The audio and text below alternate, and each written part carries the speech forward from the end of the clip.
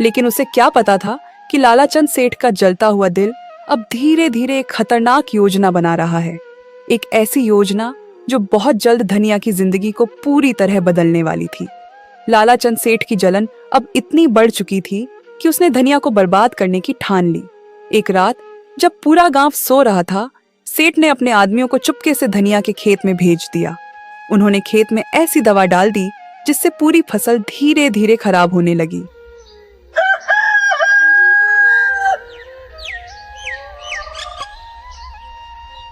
सुबह जब धनिया खेत पर पहुंचा तो उसकी आंखें फटी की फटी रह गईं।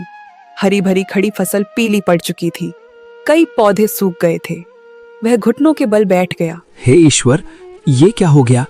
कल तक तो मेरी फसल बिल्कुल हरी भरी थी, हर पौधा लहलहा रहा था।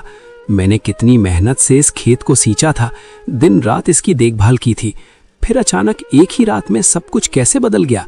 मेरी सारी मेहनत, मेरी सारी उम्मीदें क्या सब यूं ही खत्म हो जाएंगी?